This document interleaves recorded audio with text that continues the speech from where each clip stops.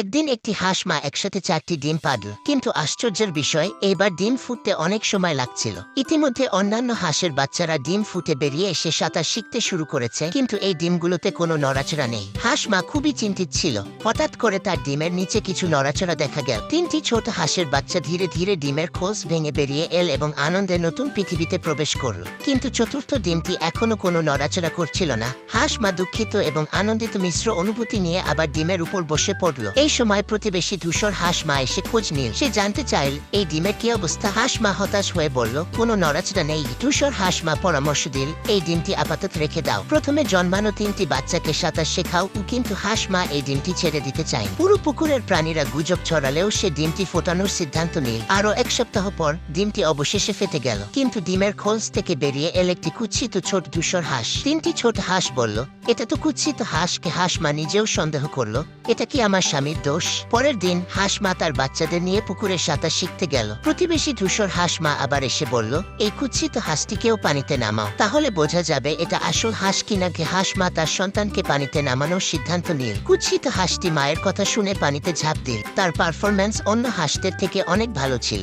সে পানির নিচে ডুব দিতে পারত, 3 ফুট উঁচুতে লাফাতে পারত এবং বিভিন্ন ভঙ্গিতে সাঁতার কাটতে পারত। তার এই পারফরম্যান্স দেখে হাঁস মা খুবই খুশি এবং গর্বিত হলো। কিন্তু ধূসর হাঁস মা বলল, যাই হোক না কেন, কুৎসিত হাঁসটি এখনো কুৎসিত। কয়েক সপ্তাহ পরে ছোট হাঁসগুলো বড় হতে লাগল। হাঁস মা তাদেরকে খামারে নিয়ে গেল। খামারে পৌঁছানোর আগেই অন্যান্য হাঁসেরা তাদের নিয়ে ঠাট্টা করতে লাগল। হাঁস মা তাদের উপেক্ষা করে খামারের দিকে এগিয়ে গেল। খামারে পৌঁছে হাঁস মা তার বাচ্চাদের খামারের প্রাণীদের সাথে পরিচয় করিয়ে দিল। এটি বড় মোরগ, আর এই 3টি সাদা মুরগি তার বন্ধু। কৃষক তাদের ডিম এবং মাংস খায়। এগুলো গরু, তারা প্রতিদিন কৃষককে দুধ দেয় এবং মাঝে মাঝে মাংস দেয়।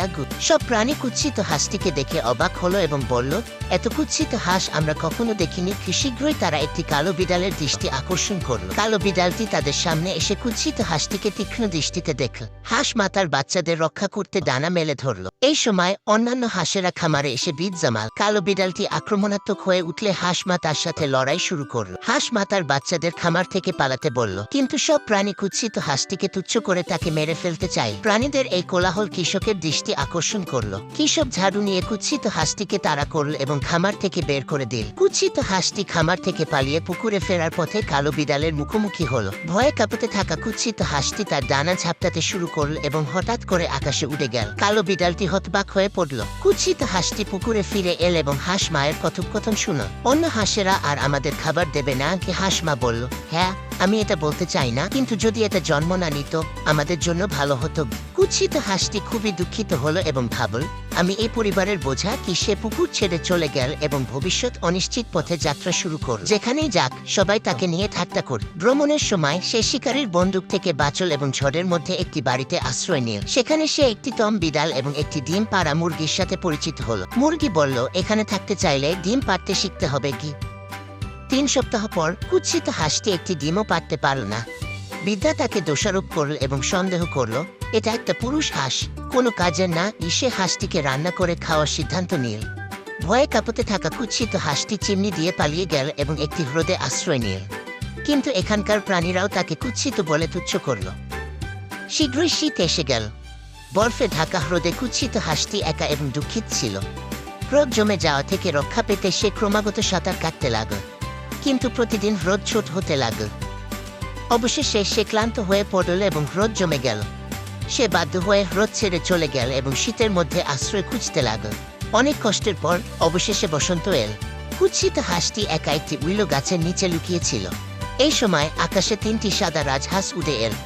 তারা কুৎসিত হাঁসটিকে বলল, তুমি একটি সুন্দর সাদা রাজহাঁস কি? কুৎসিত হাঁসটি ভাবল, তারা আমাকে নিয়ে মজা করছে।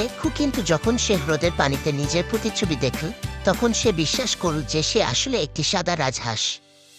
নিজেকে চিনতে পেরে কুৎসিত হাঁসটি খুবই খুশি হল। সে আবার তার জন্মস্থানে ফিরে এল এবং হাঁস মায়ের সাথে দেখা করল। হাঁস মা অবাক হয়ে গেল এবং বিশ্বাস করতে পারল না যে এই সাদা রাজহাঁসটি তার কুৎসিত হাঁস। হাঁস মা তাকে পুকুরে থাকার আমন্ত্রণ জানাল, কিন্তু কুৎসিত হাঁসটি বলল, আমি আমার পরিবার খুঁজে পেয়েছি। সে হাঁস মায়ের সাথে বিদায় নিল এবং অন্যান্য সাদা রাজহাঁসদের সাথে উড়ে গেল।